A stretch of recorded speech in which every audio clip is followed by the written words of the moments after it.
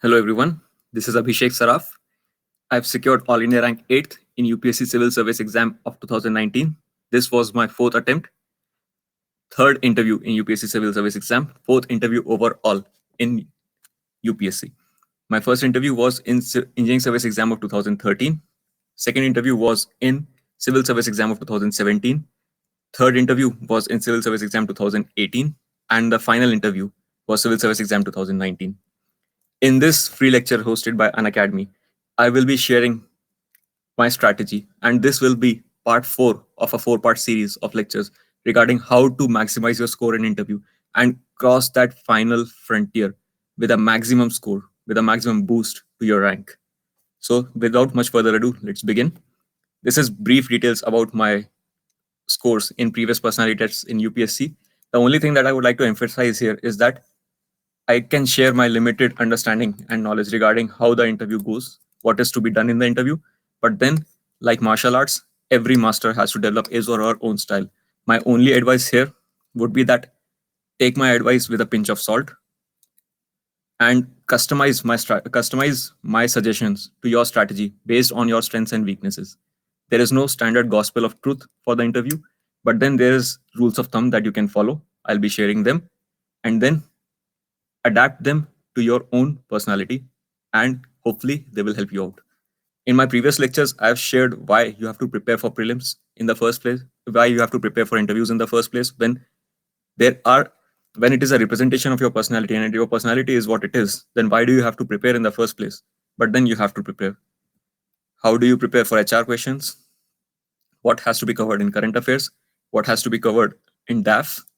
What are the qualities that UPSC has mentioned? What are the qualities that UPSC expects from you?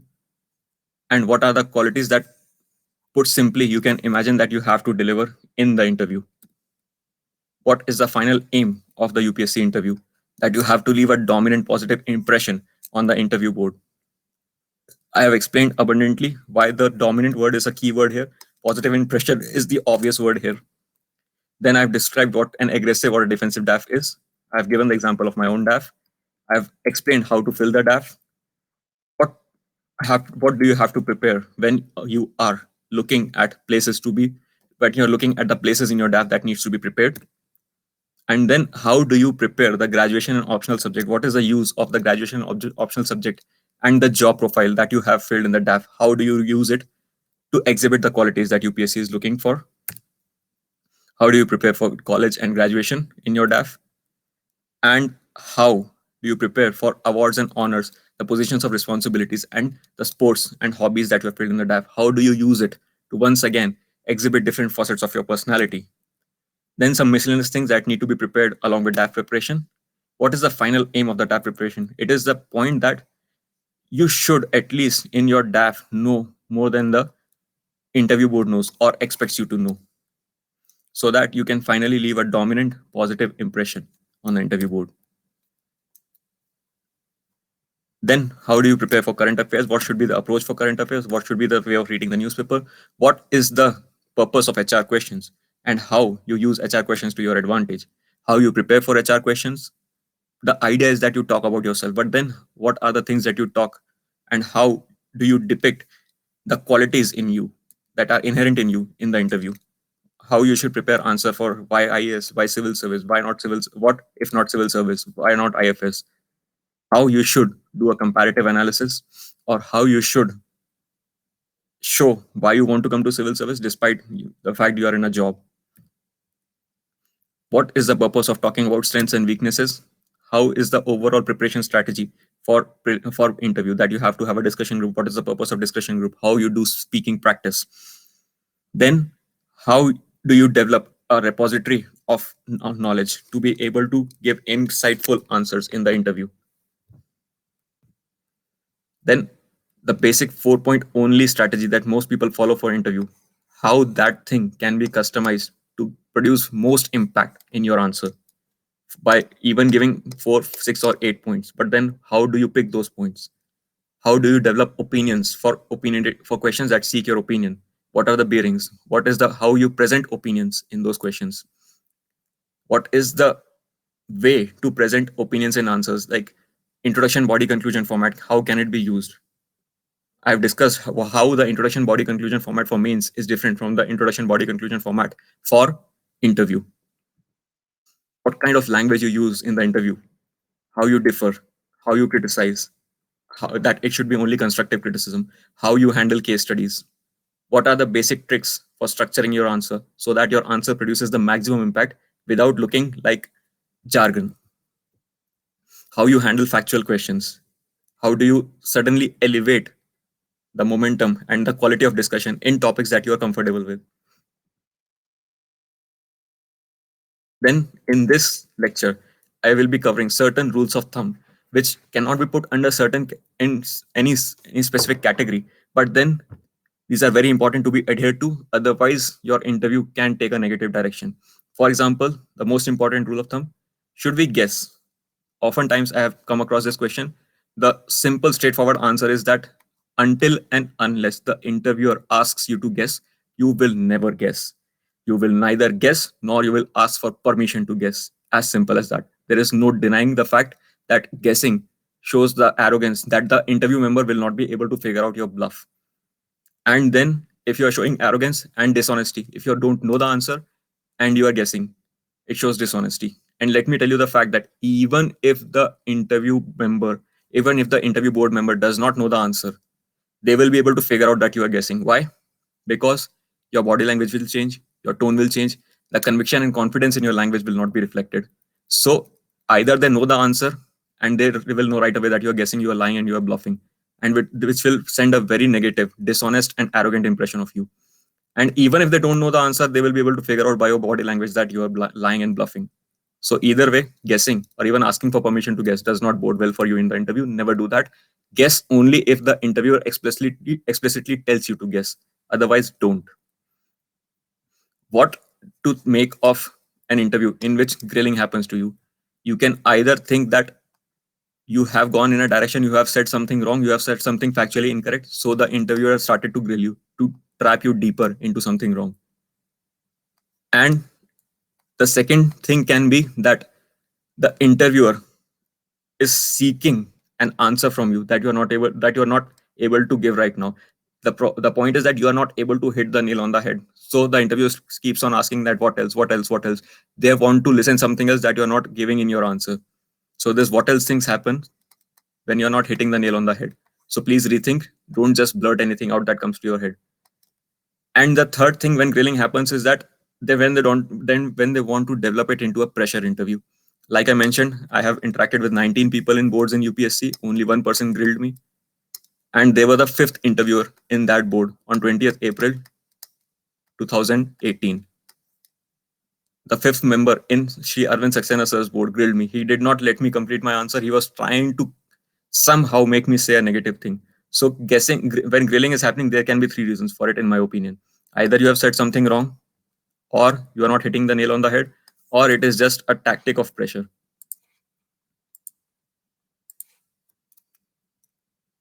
When grilling is happening to you and you realize that it is not a tactic of pressure, or neither is it the fact that you are not hitting the nail on the head, then the best way out is to implement a circuit breaker as soon as possible, because you are not going to come out of it looking good. It is just a waste of time that is happening to you. So when grilling is happening to you, and it is not the second or third kind of grilling, so, and if it is the first kind of grilling, you get an indication that I probably have said something wrong. So and you don't know what you have said wrong, because I've said that don't guess, don't bluff. But if by mistake you said something wrong and the interviewer is now grilling you, implement circuit breaker as soon as possible. I mentioned in my previous lecture what circuit breaker is. Then it is always good idea to show optimism. I already mentioned that it is one of the qualities that the interviewer is looking in you. Then how do you show an idea? How do you show optimism? Start with an answer, yes. But then I mentioned don't leave the answer at just one word. Elaborate. I'll tell you an example. Can we counter climate change? Can we stop climate change? Yes, sir, but it is going to be very challenging. Can we double farmers' income by 2022? The logical answer is that probably it's not going to happen. But then you don't sound very realistic, very optimistic. You sound realistic, but you don't sound very optimistic. The good way to say it that it is possible, but then it is going to be extremely challenging. We have to make massive reforms. We have to move very fast to be able to achieve this aim. So you have to show optimism in your answers. Which word should you use? Don't use no. Even if your answer at your heart is in your heart is no. Say it is very challenging. It will be very, very difficult to achieve, but it can be achieved. Now there is a common phobia or stigma against long answers. In my personal experience, it does not matter whether your answer is long or short. If you are giving a long answer, but if your content is good, if you are able to engage, if you are able to connect with the board, they will listen through your long answer. Let me give you an example. I've mentioned this question time and again in this series of lectures, that what will you bring from civil engineering to civil services? That answer of mine went for about 3.5 minutes. I was probably feeling that I've exhausted one interview board member right away with that answer. But then that was probably one of the best answers I could have given in the interview. And it was, mind you, a completely prepared answer. But then I went on saying, and the interview board member went on listening. He did not interrupt me in that because I was giving a good, interesting, engaging answer. And how I did that, I prepared that answer. It was not an impromptu thing, it was not an in situ thing. So get this phobia out of your head. If you are giving an interesting answer, if you are giving an engaging answer, if you are giving an intellectually stimulating answer, if you are giving an innovative solution, interview board members will listen to you. They are there to listen to you. They are very cordial. They want to unravel your personality. And how will they do that? They will do that by listening to you. In fact, if I could mention that Bhosle sir's style is that he makes you so comfortable that you make mistakes out of comfort.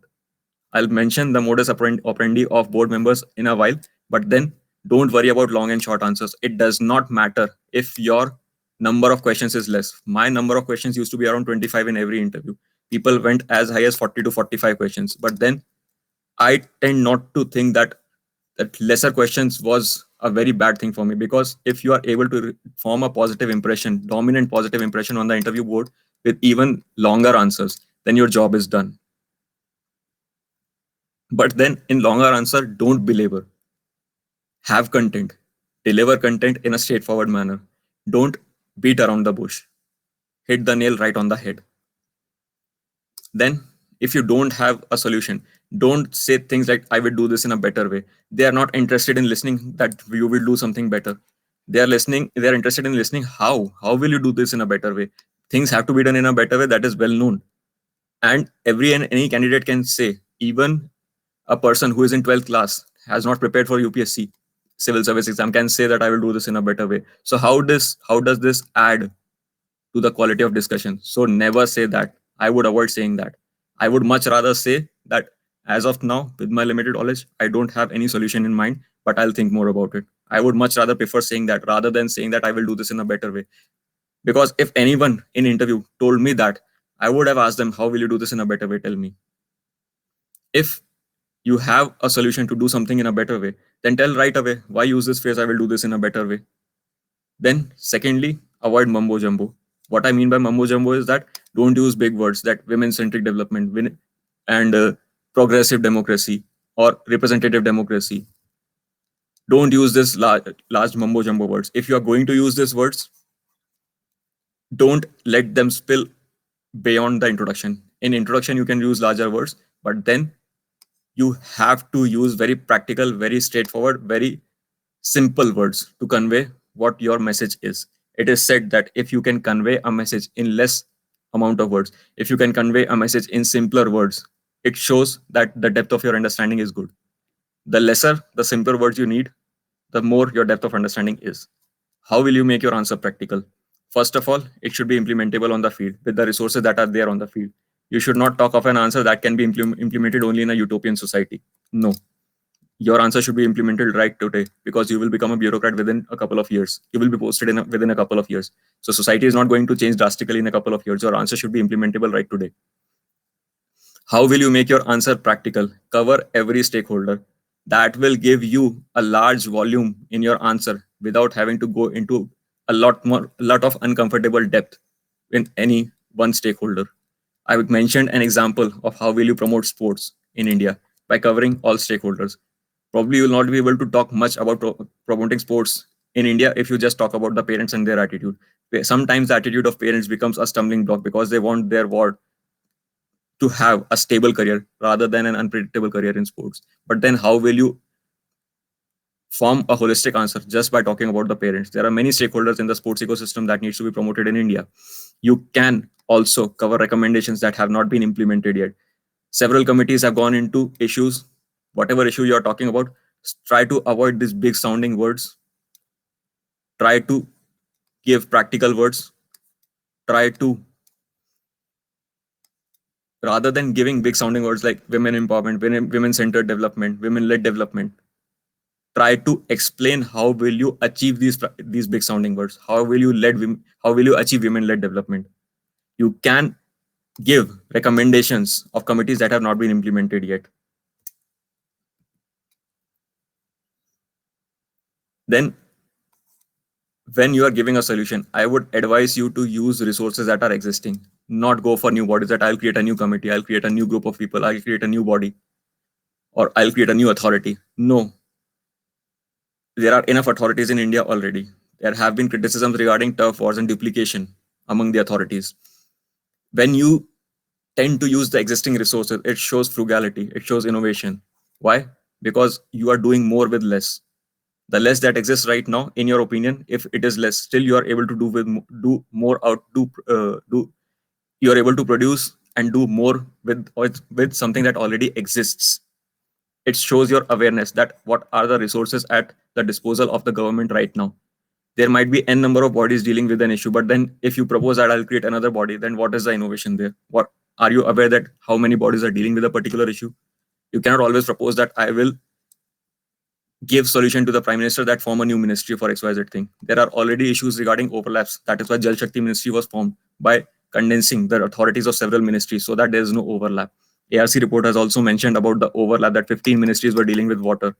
So something like that has to be done in the present institutional structure rather than expanding the institutional structure. There's often a criticism that bureaucracy is expanding to meet the needs of the expanding bureaucracy. So you should not propel that attitude. You should propel frugality. You should propel innovation. That will make your answer stand apart. Involving the youth is always a good idea. Youth has a lot of energy. Youth has a lot of adaptability. Youth has a lot of capacity for innovation. You can look into initiatives like IPS officer Mr. Amit Lodha's initiative of Sambhav. He involved youth in community policing, and this initiative has been promoted and acclaimed by several bodies and organizations. Then, a while ago, when we were starting this lecture series, I mentioned that UPSC in its notification has mentioned about attentiveness of the candidate. And I said, I'll tell you how UPSC judges the attentiveness or mental alertness. This is how UPSC judges mental alertness. One of the members, what they'll do is they'll give you a long winding question. They'll probably end up speaking for 2 minutes. And then they'll ask you to answer that question. If you are not mentally alert, if you are not attentive, what will happen is that in the long winding question that they talk about, you will miss what the actual question was. In the long winding monologue that the member delivers, there is one line that will be the question. But then you will have to be alert.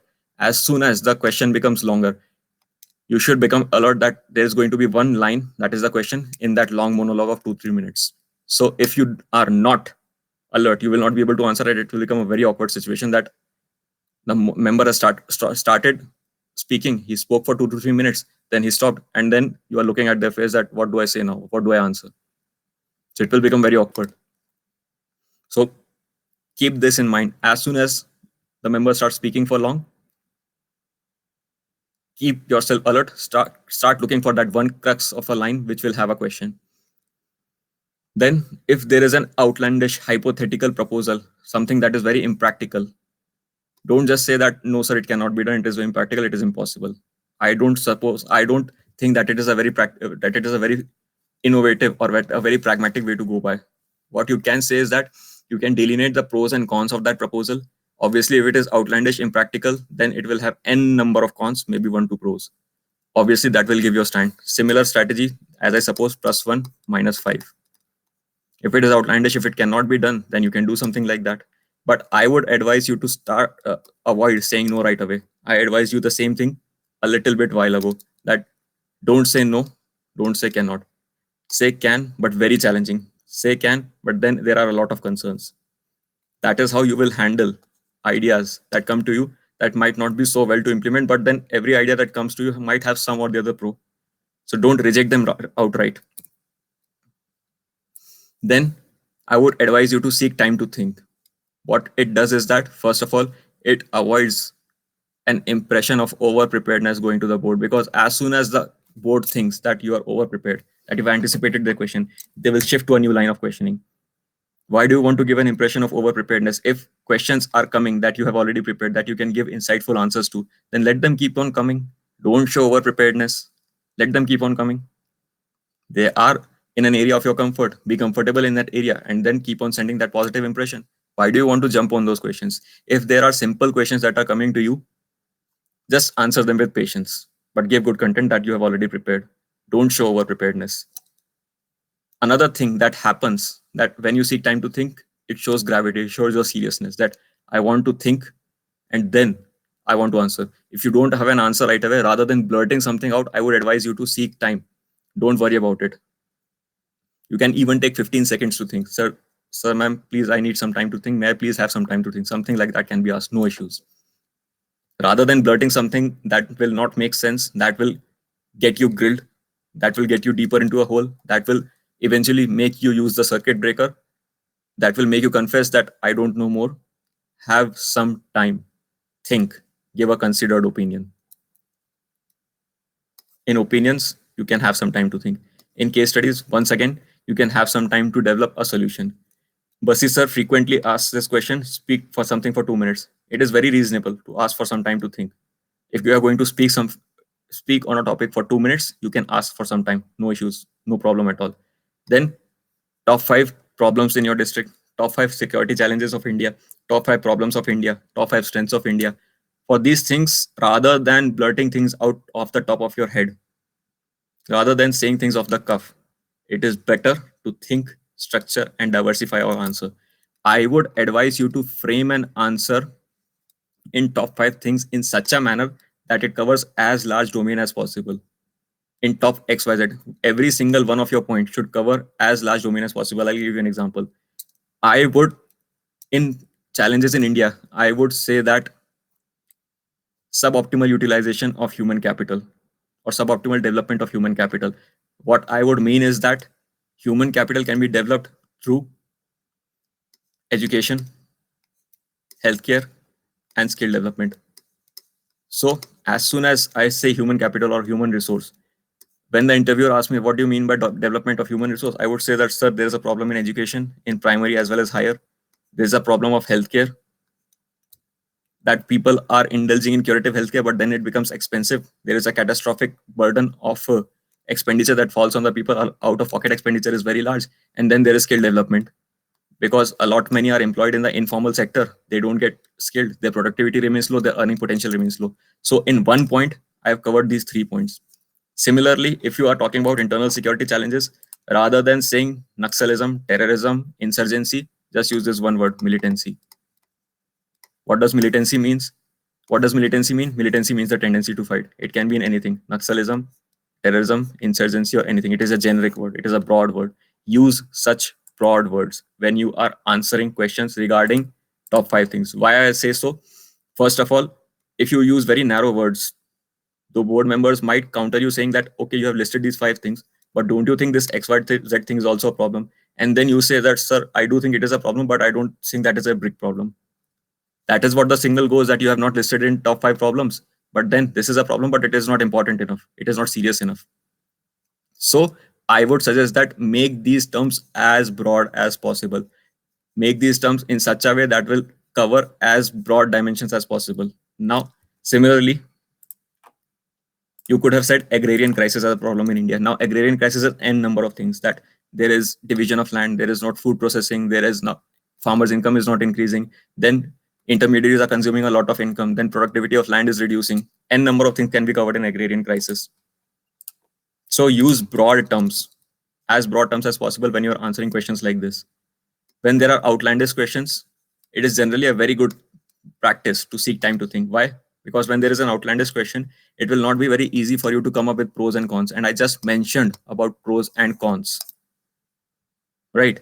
If you want to answer an outlandish question, you can't just say, no, sir, this is a ridiculous proposition. You cannot go ahead with it. You cannot say something like that.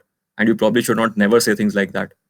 But then if you want to give a rational answer for an outlandish proposition, something very hypothetical, something you have never heard about, it is very wise. It is very advisable to seek time, because then you can come with quality pros, quality cons. And then it is advisable to structure, whenever you are seeking time, it is advisable to structure your answer in such a way that the most impactful point comes first, least impactful point comes at the last. So seeking times helps you do that. Generally, it is smart thing to have a gap of 3 to 4 seconds before you start speaking, after the interviewer stops speaking. See, what happens is that in the long winding question I just discussed, sometimes the board members have made their question very clear. Let me give you an example. They are talking about the crimes against women in Haryana. It is a well-known problem. But then maybe in 2 lines, they made their question very clear that, look, Abhishek, there's a problem of crimes against women in Haryana. How do we address that? Maybe that is just the question. But then after a couple of seconds gap, they start speaking again. It has happened. It happens with me. It happened with me in mock interviews that the board member clarified their question within just 2 statements that they made. But then they started speaking again after a gap of 2 seconds, and they continued speaking for another 40 seconds. But I already knew what their question was. For example, they mentioned that there is a problem of crime against women in Haryana. How do we address that? And then they narrated a personal incident. They narrated a news that happened a year ago. So what happens is that if you don't take this 3 to 4 second gap after a member has stopped speaking and you just blurt an answer, what it shows is that, one, over preparedness. So they will move to a tougher line of questioning in the next question, and you will lose the edge that your content could have given you. That is first disadvantage. Second, it does not show gravity. It shows you pound on things right away. Third, and the most important problem that might happen is that you might end up cross-talking. See, the board member spoke 2 statements, took a gap of 2 seconds, and in those 2 seconds you started speaking. But then within just after the gap of 2 seconds, the board member also started speaking. So what is happening is you and the board member are speaking simultaneously. And you tell me whether it is polite to be speaking when a senior is speaking, and not just a senior, a person whose age is twice as yours, whose experience in public affairs is more than your age. Cross-talking is just not acceptable. Cross-talking is just not advisable. At all costs, avoid cross-talking in the interview. And how you do that? You ensure that the board member is done. And how you do that? You take a gap of 3 to 4 seconds.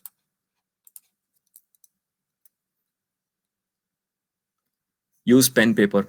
If you want to structure your thoughts, if you want to structure your answer, it is very advisable to use pen and paper. Like if Bassi sir asks you to speak for 2 minutes, then you can do the famous social, political, economic, cultural analysis on paper. You can jot down your points. You can do a SWOT analysis. You can jot down your points on paper. But whenever you use it, ask for permission before that. You can use it, but it is not your right to use it. It is very decent. It is very courteous and very polite to ask for permission to use pen and paper. Sir, may I please use the paper? Prepare one topic well. Anywhere in GS, prepare just one topic well. Sometimes it might happen that they ask you what topic is of your interest, what topic is of your strength. So you prepare that one topic well. Otherwise, if you go to the interview room without any topic prepared, and then they ask you that, okay, Abhishek, what is the topic of your interest? And then suppose if I said that investment models is a topic of my interest, disaster management is a topic of my interest, or modern history is a topic of my interest, India since independence is a topic of my interest, and then I'm not able to answer questions on that topic. If I said that it is a topic of my interest and I'm not able to answer 3 to 4 levels of cross questioning in that topic, then it shows negatively. Then what kind of interest do you have? In a self-proclaimed topic of interest, you're not able to engage the board in an insightful discussion. So I would advise you to prepare one topic well, one topic thoroughly from any of the 4 GS papers. Prepare one topic thoroughly. And you should be able to do a left in that topic. I mentioned what a left is. Logic, example, facts, theory. You should be able to do 5 Ws and 1 H in that topic. You should be able to do social, political, economic, cultural, that thing in that topic. You should have thorough knowledge of that topic. But then it might happen that you did not prepare. So what do? Still suppose you did not find time to prepare some topic like that, and it happens to you in the interview.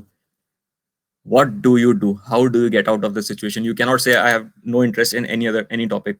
I have equal interest in every topic. These things sound escapist. So at that point of time, if you're trapped, what do you do? Sir, I'm reasonably comfortable in XYZ. I mentioned that reasonably aware in India-Nepal relations in the previous lecture. Address, insert a caveat, insert a way out. Reasonably aware, reasonably interested, reasonably aware, reasonably read in that particular topic. Insert a caveat, insert a way out so that you can come out of the trap. You can come out of an uncomfortable situation should one arise.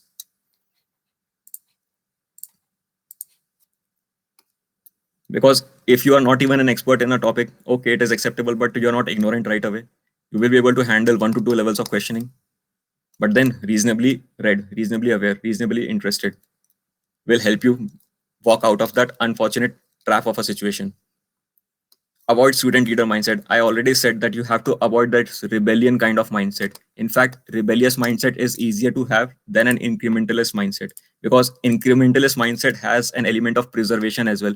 Preservation of the features of the system that have led to the pros of the system. For all its cons, the system has pros as well. Incrementalist mindset will balance preservation as well as improvement. Rebellious mindset will just seek the cons and start rapid fire. So I would advise you to avoid student leader mindset. You are going to be the part of the institutionalized permanent political executive. You cannot have this rebellious mindset that everything that the government is doing is wrong and it needs to be dismantled. You are not a Naxal. You ought to be a change maker. You ought to be a preserver and a progressive change maker. You ought to be an optimist and a realist. So avoid the student leader mindset that sometimes we might have seen in college or in movies for that matter. Now coming to the very important aspect of the interview, types of question and their purposes. I've been saying time and again that every and any question, any word that the interview members utter has a purpose. They're trying to judge something or the other in any and every question. But please don't assume that the purpose is apparent in the question that they ask you. What I mean by that is that they might not necessarily be judging on your answer on the basis of content only. From a particular answer, from a particular content that you give them, they might be judging your honesty. I already told you that if you are bluffing, even if they don't know the answer to a particular question, they might be judging how honest you are. I'll give you an example. In 2017 interview, civil service exam, Shri Arvind Saxena sir asked me that, okay, Abhishek, you are in railways. Until which service will you leave railways? So first of all, I wanted to avoid a comparison of services. It is not a very good idea to have in the interview. So I said, sir, I have opted for 24 services, but I have not made up my mind completely. I have not analyzed the profile of all the services. Depending on my rank, whichever services I am allotted to, I will do research in that service, research the profile of that service, analyze whether my temperament is suited to be able to contribute to that service productively, do a comparative analysis of my temperament for railways and that service. And depending on that result of that analysis, I'll make up my mind. I'll take a decision. So, but he said that you must have some services in mind that you will leave railways for. And see, whenever someone starts preparing for the civil service exam, they have some services like IAS, IPS, IFS in mind, or IRS in mind. So had I tried to avoid a comparison of services at that point of time, had I been so adamant for that, had I been so scared of a comparative answer on services, I would have said that, no, sir, I have no service in mind. And that's an obvious lie. Some services anybody and everybody has in their mind that they aspire for so strongly that they will leave railways or their current job for that matter without having to do much analysis. So had I just given that same line, no, sir, I have not given any thought, then he was not judging me on the content. He did not do any cross questioning when I gave the answer that, sir, I have some preliminary idea. I will leave railways for IAS, IPS, and revenue services. Beyond that, I have not done my research. So he was not going to judge me on the content. He did not cross question me. He said that that's the right way to go. He said that, he literally said that that's the right way to go. So he was not going to judge me on the content. He was not going to make me do a comparison of services. He was just trying to judge the honesty of the answer. Had I said at that point of time that I have not done a comparative analysis, that was an obvious lie. And if you are caught lying in the interview, then start preparing for prelims. Then the purpose of questions is to depict and display as many qualities as possible. They want to decipher your qualities, and it is in your interest to depict your qualities. As simple as that. Let me tell you that there are basically three broad types of questions in the interview. One is very basic, extremely trivial, extremely pedestrian type of question. But then what happens in that question is that you will not get much credit for answering that question. But if you don't answer that question, board will think that this candidate is not worth the time. This candidate is not sincere. Some sort of impression will go. Second is the moderate question. Most of the questions that you will face in the interview are of this category. Third is the advanced level question, that they don't expect you to answer this question actually. They might be judging your honesty, that even if this question is from your DAF, even if this question is from current affairs or any other field, they don't expect you to answer. But they do expect you to candidly accept that you don't know the answer. If you think that, oh no, this is a question from my DAF, I should answer this question no matter what, then if you don't know the answer, it is an advanced level question, you don't know the answer, but you realize that you should be answering this question, otherwise a bad impression will go because this is from your DAF, and you end up guessing. Then you have fallen in the trap. They did not expect you to answer, but they wanted to test your honesty. But since you thought that no, it is from my DAF, I have to answer, and you ended up guessing, so you showed dishonesty. And this is what they were testing. They didn't want to test you on the content, they wanted to test you on your integrity and sincerity and honesty, and you failed the test. So that question was not regarding the content anyway. That question was regarding honesty. Even if they knew the answer, they couldn't see that you were guessing. If they didn't know the answers, your body language will show that you are guessing. Either way, you have fallen in the trap. You have failed the test. Basic question, I'll give you an example. I have shown a very academically inclined profile. What if they ask me, Abhishek, tell me what is civil engineering? What is the difference between stress and pressure? What is a shear force diagram? If I'm not able to give concise, insightful, pithy definitions for these things, then they will feel that you have done so much in engineering, it is your optional. You have been studying engineering for 10 years now, and you can't even define the discipline. What is that? I will not get much credit for being able to give for giving the definition of engineering, for giving the definition of engineering or civil engineering. But then they will think very low of me if I'm not able to give the definition, and coming back from that will take some effort now. So the pedestal that was set for me 170 to 175, it has reduced to 160 now. So I'll have to put in some effort. Once again, it is not as if you cannot come back, but then it is about dominant positive impression. You have to put some effort now to get back to the range that you started with. Moderate level of question. See, this basic level of question is a conversation starter. It is just a starter. It is not actual interview maker. It is just a starter. This question is an interview maker or breaker. If you're caught lying, it is a breaker.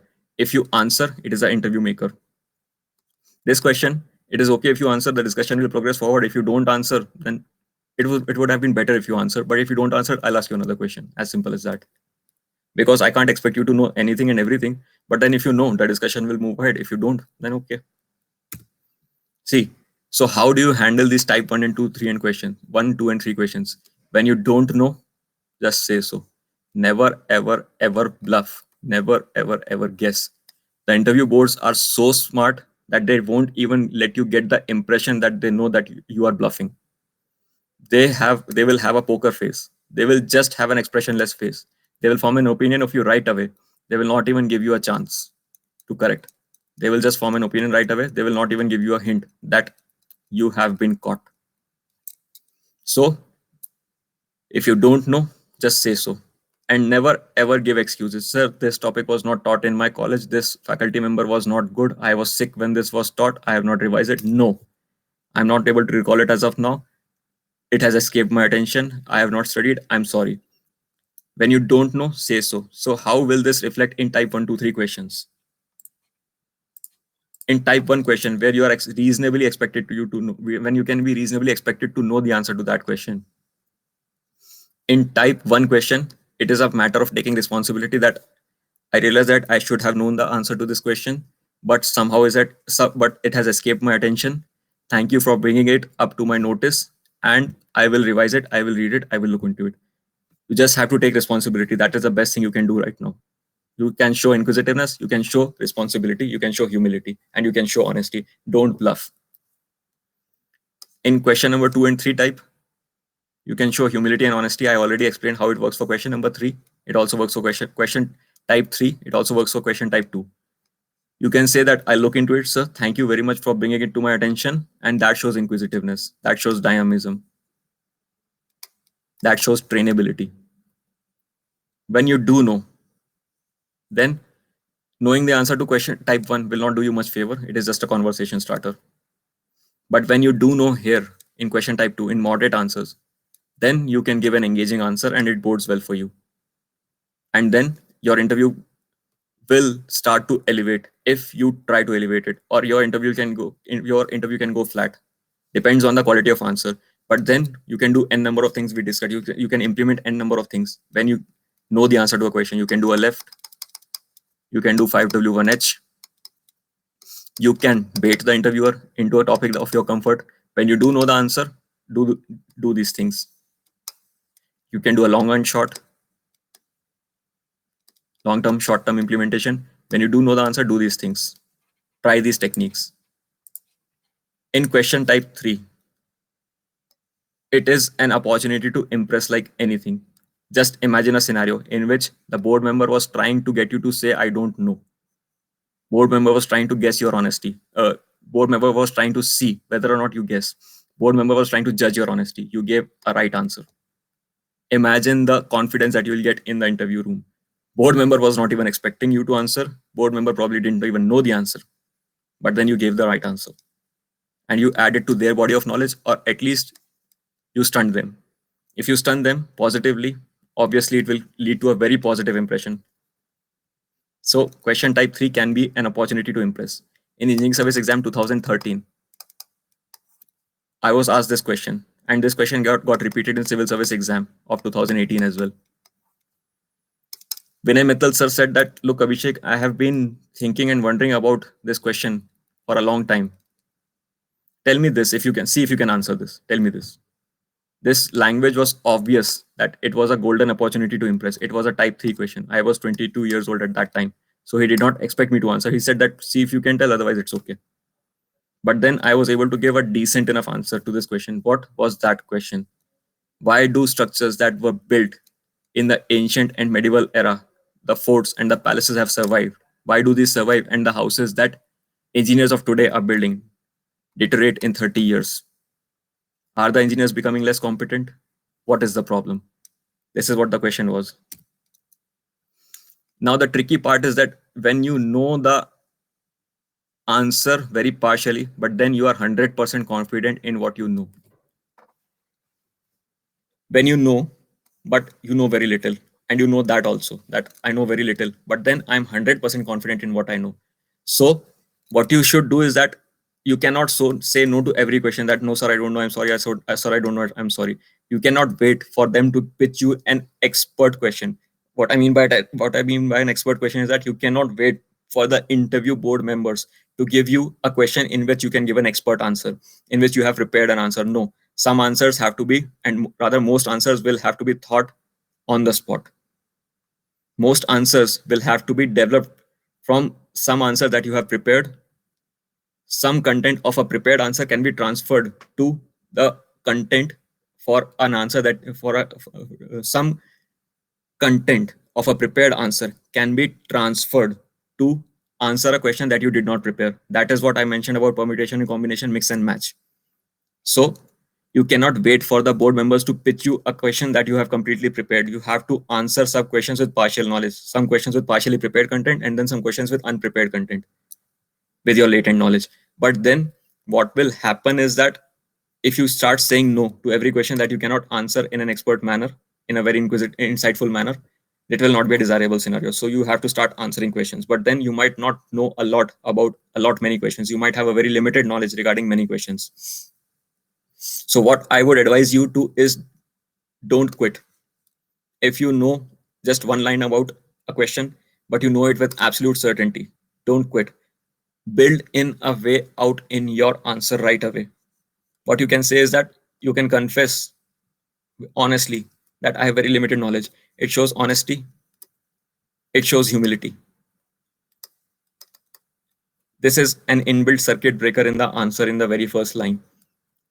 It shows that, sir, I have limited knowledge, but then I am certain with what I know, but then I know very little. So this is an inbuilt circuit breaker in the very first line in the answer.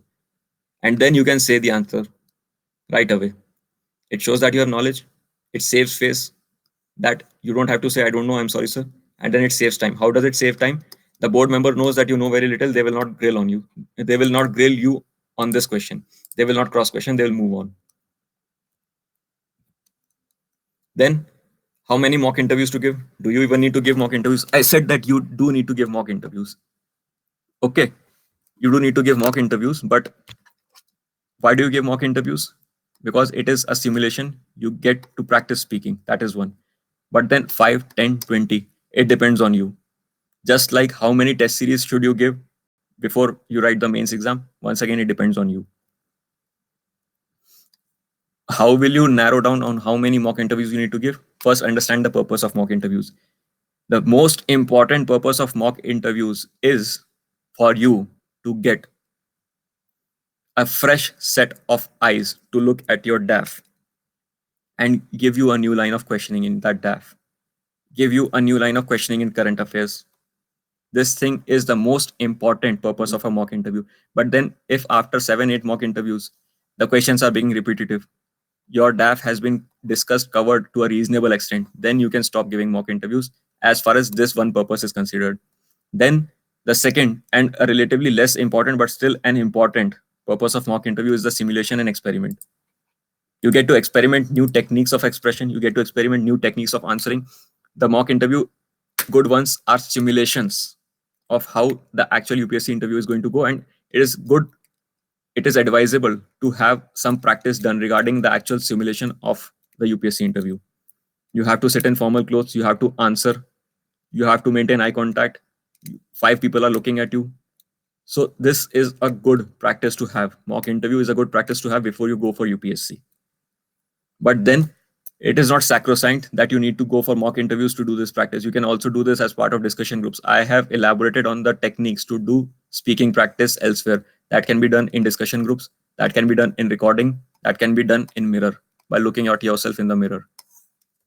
So it is not sacrosanct that can be done only in the mock interview. But this thing, having a new set of eyes look at your DAF, give you a new line of current affair questioning, that is a very important purpose of mock interview.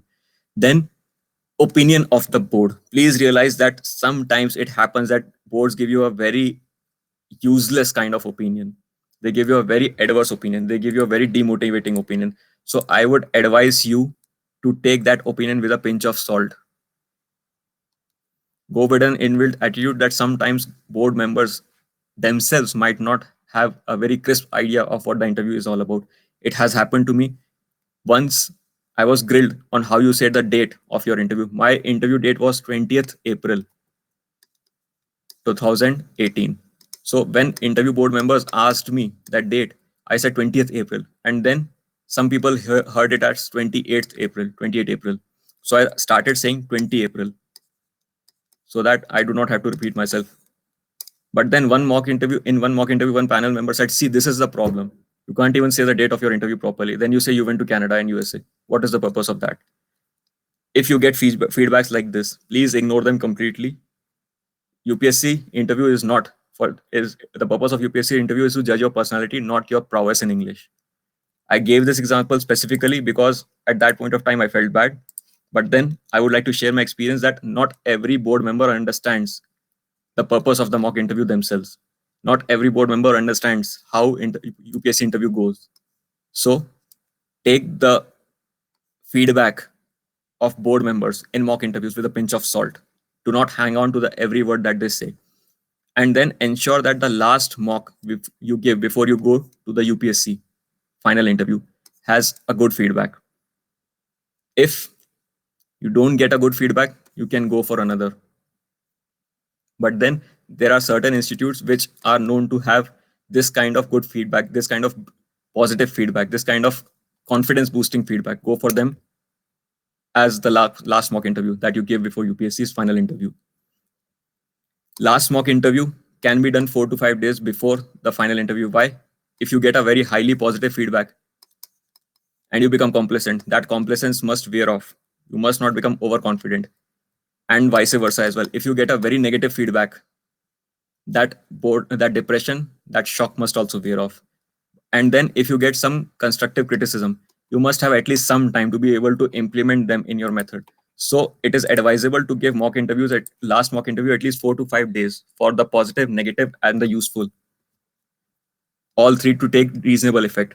Positive to get toned down, negative to get toned down, and the reasonable to get implemented. After the mock interview, how do you use the mock interview? I said that you get a new list of questions in the mock interview. So list down the questions asked in the mock interview, develop answers by brainstorming, just like you developed answers for the questions that you came up with by your own brainstorming. List down the feedbacks that you get, maybe regarding the etiquettes, maybe regarding the gestures, maybe regarding the content of your answer, maybe regarding the tone of your delivery. List down the feedbacks that you got and strike off the feedbacks that you don't consider constructive or useful. You can strike them out right away. And then at the end of the day, please realize that you will not change 20 to 25 years of your personality development that has happened in just 20 to 25 days. It is not going to happen that way. Best you can do is tweak, but don't become artificial. Don't try to dismantle and rebuild your personality in 25 days. It is not going to happen. Take the interviews of board members with a pinch of salt. Only tweak what can be tweaked. Don't become artificial. Engage the board with your qualities. Plan to exhibit your qualities. Have your own methodology to exhibit your qualities. Don't become superficial. Don't become artificial. Don't become closed off because of the feedback of the mock interview.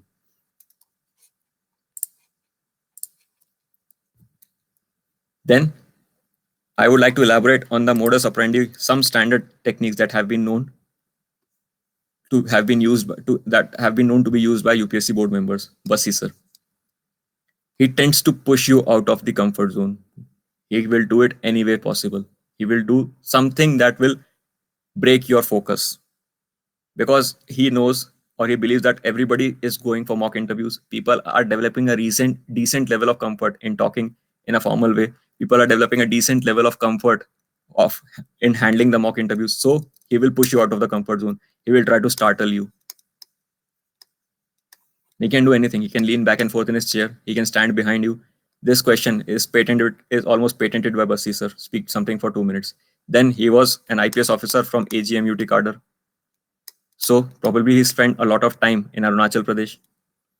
So time and again, he has been asking questions related to Brahmaputra to candidates. So if you're preparing for UPSC, it is advisable to read something about Brahmaputra in Arunachal Pradesh. Then it is advisable to develop a technique to answer this question. It can be regarding anything and everything. It can be unpredictable. He can ask you to speak for 2 minutes about anything. Bhosle sir. He makes you too comfortable. He tries to make you so comfortable that you will end up doing a mistake. You will become complacent and blurt out something that you are not supposed to do. But that is what his style is. He'll tell you that, okay, how is the interview going to go? How the board is going to judge you. He'll ask you to lean back in the chair. You can take the support of the armrest. You can take the back support. You can use a pencil whenever you want to. You can drink water whenever you want to. He'll make you completely comfortable. The idea is that to make you so comfortable that your personality gets unraveled. And he wants to see the real personality. And that is what actually the purpose of a mock interview, of a UPSC interview is. So that is how Bhosle sir operates.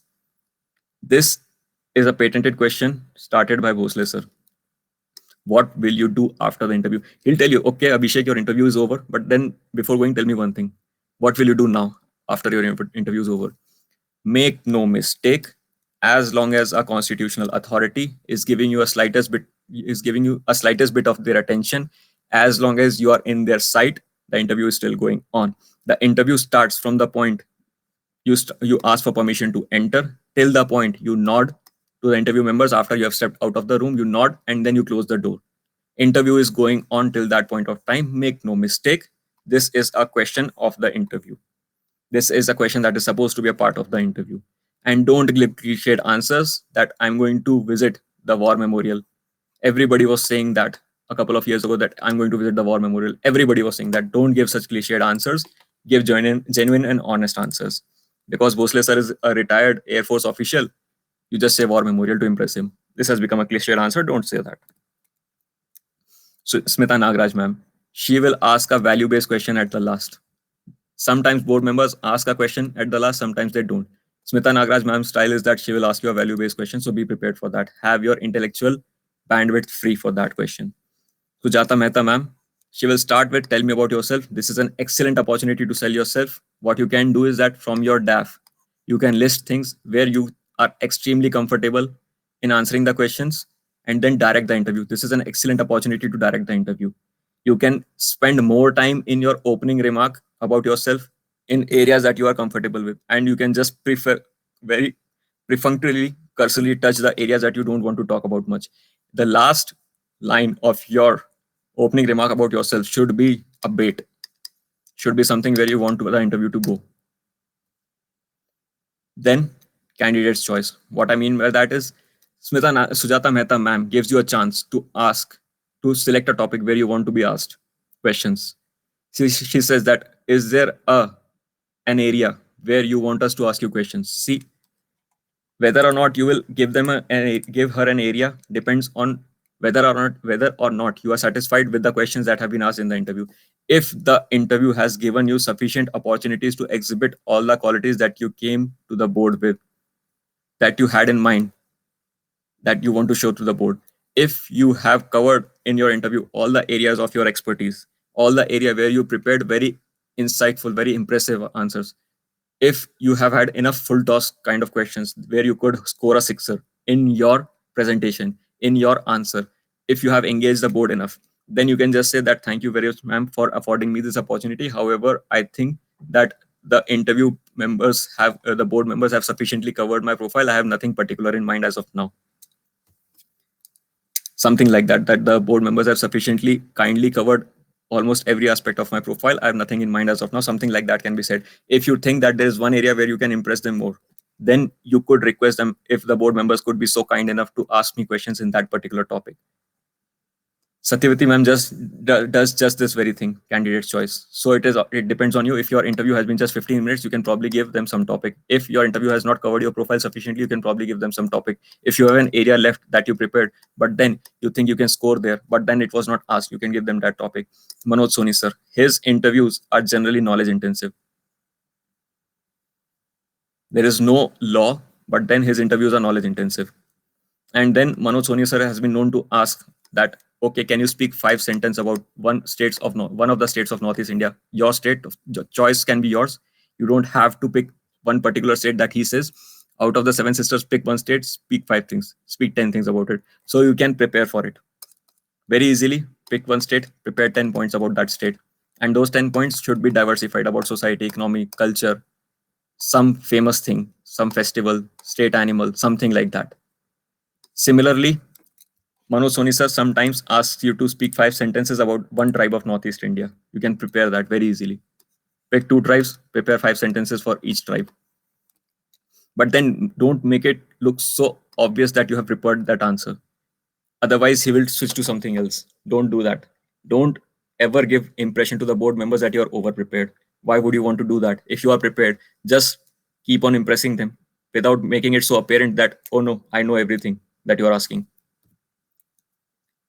Last night or the morning of the interview, first thing that I would advise you that have your documents ready beforehand. Check and recheck at the last night and arrange. Eat well and sleep well. What might happen is that if you don't eat well, you might develop a headache. And if you develop a headache, you might not be able to think properly. Similarly, if you don't sleep well, your decision making will be compromised. Your attentiveness, your engaging character, your welcoming nature to the questions might not be so apparent. You should be welcoming questions, by the way. Then I would suggest that do whatever it is that gives you confidence, because at the end of the day, UPSC interview is about confidence. PK Joshi sir in his interviews used to emphasize very much on confidence. Based on the how marking he did, confidence was very important. But then just confidence will not do. Confidence can be one of the last things that you get yourself. And once you have done sufficient preparation, confidence will automatically come to you. Once you have done sufficient mock interviews, sufficient content development, sufficient brainstorming of your DAF, Google searching of your DAF, sufficient expression practice, then confidence will come to you automatically. When you can tell yourself that I've done everything that was within my power, confidence will come to you. But then if there is something explicit that you need to do to develop that confidence, you can do that as well. At UPSC, I would like to just brief you about what happens at UPSC. 1 hour, 9 to 10, or 1 to 2, that is spent for document verification. The staff is very cordial, the staff is very polite, and they try to make you as comfortable as possible. Newspapers are available in the room, water is available, coffee is available. They try to make you as comfortable as possible. They try to ensure that you don't have a headache, you don't come with an empty stomach, and you are able to depict your personality to the best of your potential. What you should do is that you can talk to other candidates. This reduces stress, this reduces anxiety. And then you get to know about their profiles as well. If at all, sometimes the interview board might end up asking you things that, did you talk to anyone else? How comfortable were you? How comfortable were you? How nervous you are? So talking to other candidates helps. It shows you as a social person. And social traits is something UPSC is judging, by the way.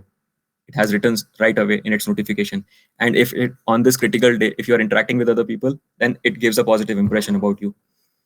If you have mentioned sketching or painting or some sort of depictive art as your hobby, then you should walk around the UPSC room, that dome waiting room, and you should see the art that has been depicted. Sometimes UPSC board members start asking that, okay, did you see the art that was there in the waiting room?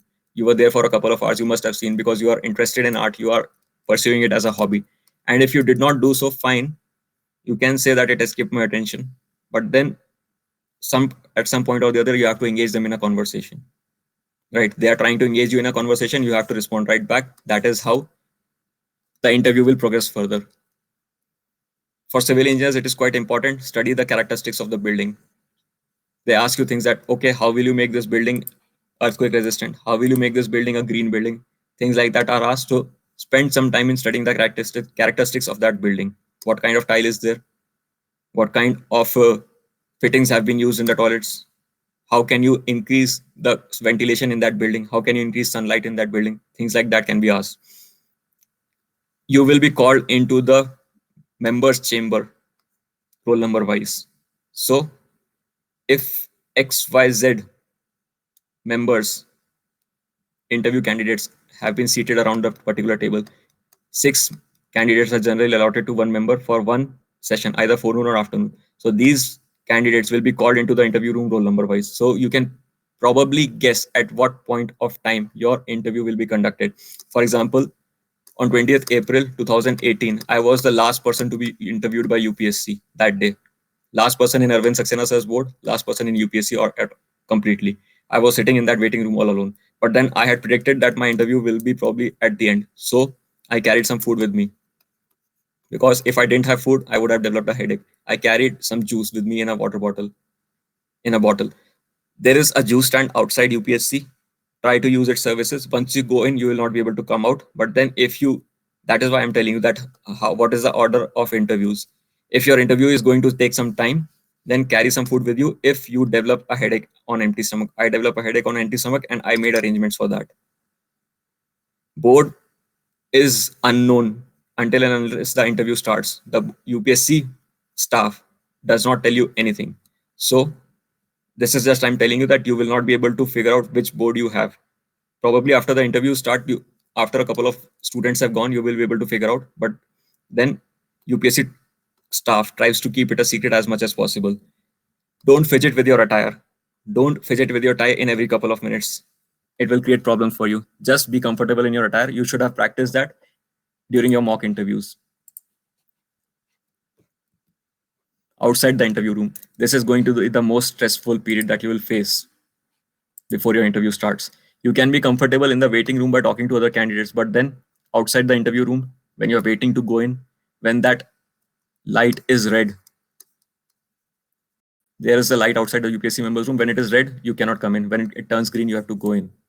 When that light is red, it is going to be the most stressful period for you. before the interview. Avoid overthinking. Just talk to the staff outside. Talking reduces stress. Talking diverts your attention. Avoid overthinking. They will ask you to use the washroom if you have to. There is water available outside. You can drink it. Just avoid stress building. Just avoid the stress. Don't fidget the tire once again. Sometimes there might be a quiver in your lips while you're talking. So exercise. Do lip exercises. Give some boost to your tongue because you have to talk now for 30 minutes. So you can do some exercises. You can Google some exercises to eliminate quiver in your lips. Walk around. If you have to, you can walk around in a small range of 4 to 5 steps if that helps you address your anxiety. In the room, when your interview is going on, there are certain speech etiquettes that you should follow. For example, what should be the order of greeting? You will greet the chairperson first, then the lady member or lady members, and then the male members. So what I did was, good morning, sir. Good morning, ma'am and sir. Good morning, sirs.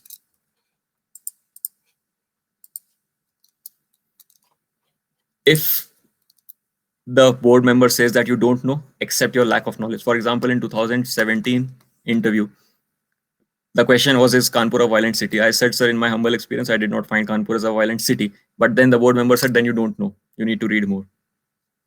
I did not argue. He said that in 1984, there was a lot of violence in Kanpur. It came to my mind said that that was 33 years ago. That was rather 34 years ago. One incident in 1 year does not define the character of a city, but I did not argue with them. I just accepted that. Thank you very much, sir, for telling me that. Thank you very much, sir, for your insight. I'll look more into the history of the city.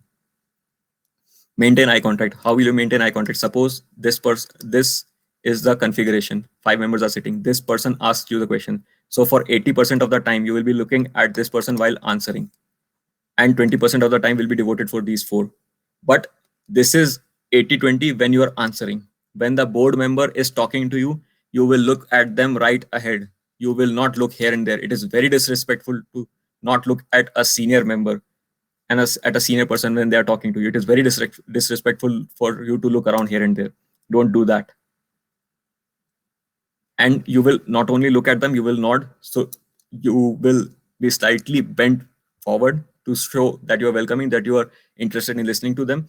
You will nod. You will keep on nodding that to show that you are listening to them attentively. You will use prefixes, sir, ma'am, Mr. XYZ, Dr. Raghuram Rajan, something like that. Honorable Prime Minister of India, Honorable President of India. Use appropriate prefixes. When the board member compliments you, don't just say thank you. Say thank you, sir, thank you, ma'am, and nod. Thank you, sir, thank you, ma'am. It shows decency. It shows respect. It shows courtesy. Don't negate the question. It is offensive and escapist. I've already elaborated that in the previous lecture in this series. Briefly, I'll tell you that if you don't agree with the question that has been raised, that why is there so much unemployment in India? A couple of years, there was a debate going on that is the problem in India is not unemployment, it is underemployment. Then what you do is that acknowledge the point that the board member is trying to make in that question. Give 3-4 reasons regarding their question. Give 3-4 reasons as an answer. Then certainly signal that, however, please allow me to draw to a kind notice, sir. Most humbly, I would beg to submit, sir, that in my opinion, this is also a major problem. But don't negate the interview member's question. Don't negate the board member's question. It is very offensive. It is almost escapist that you don't know the answer to the question and then you're trying to negate that this is not even a reasonable question. So it is very escapist. Don't do that. Then in the room, don't sit until and unless you are asked to sit. What will happen is that you will ask that, may I come in, sir, please? May I please come in, sir? Someone will hear out of the 5 people will say, come in, please. Here is the chair. You will walk over there and stand over there. Someone will say, please sit down. And you'll say, thank you very much, sir. Thank you very much, ma'am. And sit down. Until and unless they say so, don't by default mode, pull the chair and sit down. You are not an equal to them. You are very subordinate to them.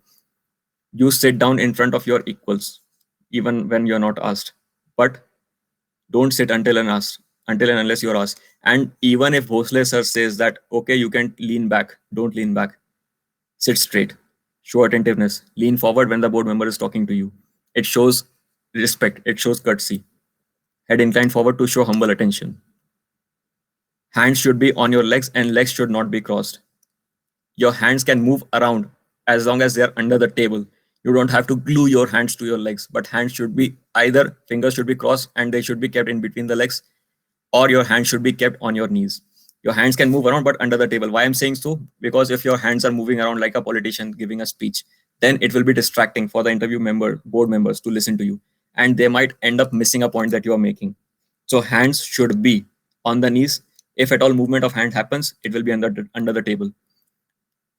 The general rule of wearing a suit is that you will button the suit when you're standing and you will unbutton the suit when you're sitting. So keep that in mind. Try to implement that. Try to implement that in mock interviews. Smiling is extremely important. It shows that you are not stressed. It shows that you are welcoming. It shows that you are not having a nervous breakdown. It shows that you are engaging in the conversation. It shows that you are enjoying the process. Fill the empty times during the interview with a smile.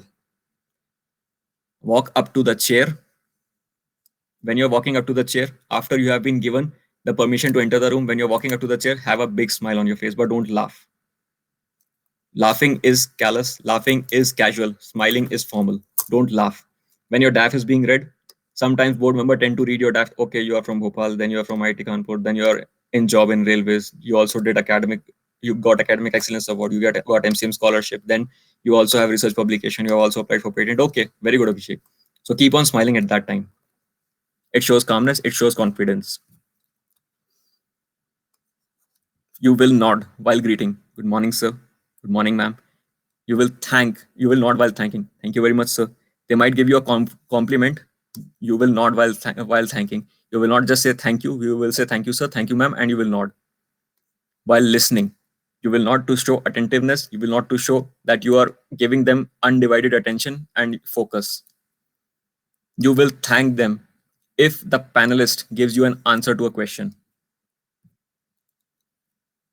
In the room, avoid at all costs a real-time self-analysis. I've emphasized it time and again that you have to leave a dominant positive impression. You don't have to leave an absolute positive impression in the interview.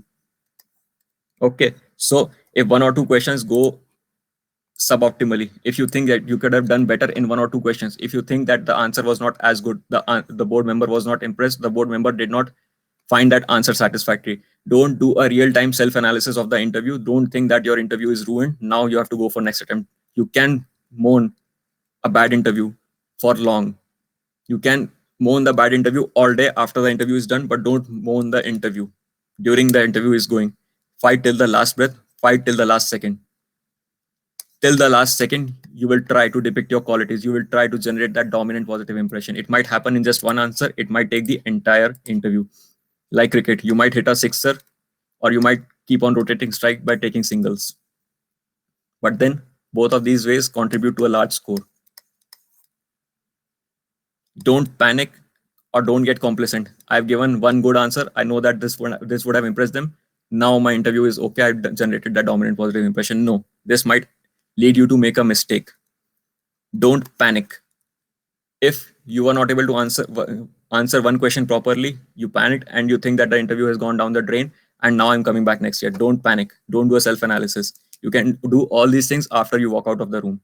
I've emphasized this time and again that lying buys you a one-way ticket to the next prelims.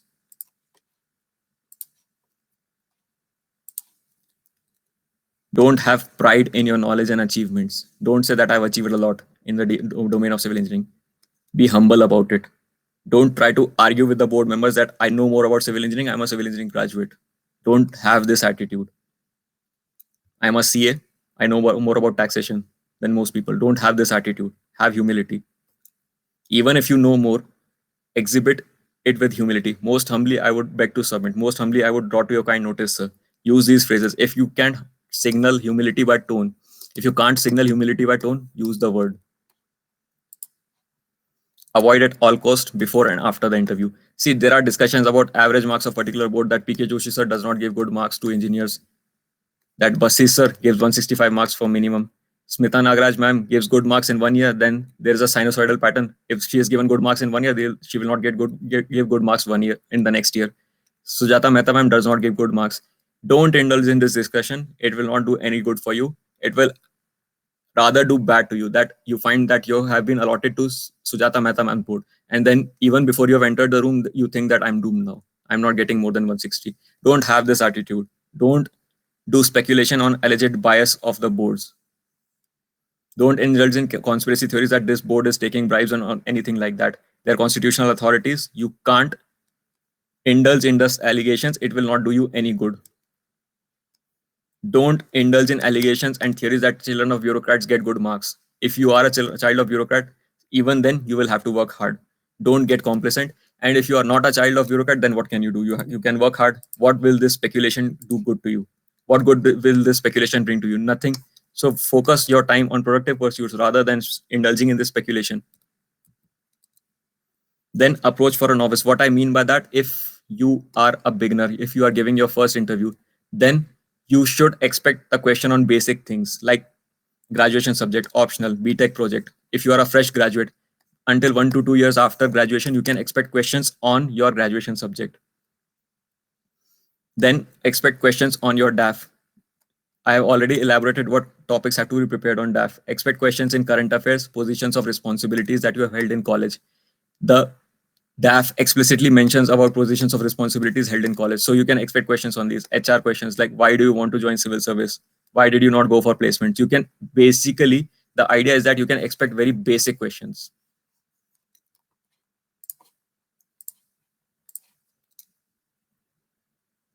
About very basic topics that are given in the DAF. But then this approach might not work for the senior players who are in service. See, if you are in service, the board knows that you're a veteran. It is written right there in the DAF. So the board knows that you know how the interviews work. So some boards, at least like Bassi sir, will try to push you out of your comfort zone. They know that you're comfortable with the standard pattern of DAF, current affairs, and GS. So they will try to push you out of your comfort zone. They will ask you, they will probably end up grilling you on why do you want to go to IS when you are already in IPS. If you don't have your reasons straight, if you don't have enough introspection and analysis done, you will find yourself in trouble. Similarly, this situational question can be very unpredictable. Still, you have not been trained for either IPS completely or IAS. They will put you in these positions of chief secretary because they know that chief secretary or a diplomat or advisor, principal secretary to the prime minister, something like that, or collector, something like that, because they know that you are pretty comfortable in these questions. So they will ignore these areas. They will not ask you in questions in these areas. So they will put you in these positions for which you cannot or could not have been trained, for which you cannot predict. You can predict questions in these areas. You can predict questions in these areas reasonably well. You have prepared GS for years now. You have an answer made for this, but this question cannot be predicted. Once again, they will grill you on the job profile, on the service that you have been allotted, and the static profile of that what are you learning in your training, and the current affairs regarding that, regarding the laws, regarding the provisions in CRPC or CPC or IPC, whatever it is. If you are an IPS, you will be grilled on those things. Then there are certain myths that, okay, IIT graduates get more marks, NIT graduates get more marks, people from AIMS or IIM get more marks, people from less reputed institutes don't get more marks. Let me share my opinion on this. I'm an IIT graduate, but then in my interview experience, I felt that if you are an IIT graduate, definitely the board members will think positively about you. Definitely the board members will expect more from you. You have depicted that in your profile. You have shown that you're a sincere student. You have depicted many qualities in your DAF. They will expect more from you. They will put a high benchmark for you. Suppose just by seeing at my DAF, they might have expected that this is a 170 to 175 kind of candidate. If you don't have such prolific achievements or accolades or such well-reputed names in your DAF, you might be put on a lower pedestal. It will happen. It can happen. It is very much possible that they might think that it is 150 to 155 kind of candidate. But then why put yourself down? This person who is from an IIT, who has done well in his or her career until now, this person is able to show that they are a sincere student, they are a motivated student, they are a hardworking student. So why should they not get the advantage of that? Okay, but then it works the other way around as well. It is very easy for a person who has been put on a high pedestal to fall from that pedestal if they are not able to deliver in a commensurate manner, in a manner corresponding to the way that they have represented themselves as on paper. If I have shown myself as a very sincere, inquisitive, and trainable, dynamic person, if I've shown myself to be as a someone as a if I have shown myself as a person who likes to learn things, who likes to do new things, who is a dynamic person, but then in my interview I'm not able to substantiate that claim that I made on paper, then I might very easily fall off that pedestal. Board members might think that no, this person has inflated his or her DAF. Probably he or she is lying in her DAF. This kind of impression might go. So that cachet that comes from this tag can work both ways. It can elevate your score. It can make your score fall down. But then if you don't have such reputed names in your DAF, it is less likely that your score will fall down, but then you will have to work hard for getting it up to 206 or 193, something, some score like that. But then it is not impossible. Work hard, be sincere, be motivated. That is what I can say, because this person who got a higher benchmark in his or her DAF by the virtue of her achievements on paper has worked hard at some point or time in her life. So if she has worked hard, why does she not deserve the credit? But then if they have worked hard, if they're trying to get that credit for their hard work in their previous years, they have to deliver a commensurate level of profile, a commensurate level of discussion in person as well. Otherwise, consistency will be lost. So don't put yourself down if you don't come from a reputed institute. Work hard and you will be able to score well. Don't imagine that I will never be able to score well. Just know that you will have to work hard. Younger versus older candidate. See, if you are older, if you are relatively experienced in the preparation, then a certain level of maturity will be expected from you. This might not be expected as much from a younger candidate, but it is not sacrosanct. Whatever your position is, every kind of candidate, young or old, have been securing well and have been scoring well and have been securing ranks in the interview. So don't put yourself down. Don't attach any bias. Don't go for any myth that I'm older, I'm not going to get good marks. You can score well, you can get good marks. The only thing is that you have to depict those qualities in the DAF and you have to deliver in person in the interview. That is just the long and short of it. Even the younger candidates have to do that, older candidates have to do that. Morning and evening does not make a difference. Earlier date or later date does not make a difference. It is completely randomized. Color of suits does not make much difference. They are trying to listen to what you say. They are trying to judge you based on the content and your personality. What color of cloth you don does not matter. Is fluency in English necessary? No, it is not. They are trying to judge your personality, not your command over language. It is not that way. But then it is also a fact that your command over language will give you the flexibility to mold your argument so that you don't get trapped. You have that wiggle room. You have that deniability, that you are able to balance your answer. Fluency in language will help, but then it is not so that you cannot score good marks without fluent English. But then you can also develop fluent English with speaking practice. And I've elaborated time and again how you can develop fluency in speaking. Sophistication, not at all. This is not what is being judged. Your personality, your thought process is being judged. You will see that in the list of qualities that I mentioned and showed you in the beginning of every lecture of this 4-part series. Fluency and sophistication are not the parameters on which you are being judged. Lastly, I would like to leave you with this thought that, oh Lord, give me the patience to accept the things I cannot change, and the courage to change the things I can, and the wisdom to know the difference. Don't try to disrupt and dismantle your personality and build a new one. No, this is not what you can change. You have to accept that. If you don't come from a reputed institute, you have to accept that. If you are a senior candidate, you have to accept that. Whatever date, whatever time you are given for the interview, you have to accept that. If you are not sophisticated, if you don't come from a sophisticated background, you come from a rural background, you have to accept that. But that does not mean you will not get selected. You can work hard and every candidate of every profile is getting selected. And then you should have the courage and the fortitude and the sincerity to change the things that you can. For example, you can improve your expression. You can form balanced opinions. You just have to learn how to do that. And then the wisdom to know the difference. If you have the wisdom to know the difference, you will be able to take the opinion of board members with a pinch of salt rather than getting overwhelmed with it and wasting a day over an adverse feedback that might not be even useful. That is why I use this quote, that know the difference between what can be changed, what cannot be changed, and work sincerely for the things that can be changed and improved upon. At the end of the day, I would just like to add that this opportunity comes but once a year, and it might come to you after years of hard work. It might be a maiden experience for some of us to be in the presence of constitutional authorities. At least it was so for me. Engineering Service Exam 2013, it was the first time I ever had the opportunity to be in the presence of a constitutional authority. So, regardless of whatever happens, make it a memorable day. Give it your best. With that, I would like to thank you for giving me your time. Thank you very much for your attention. Enjoy and good luck. Thank you very much, and good luck for your preparation.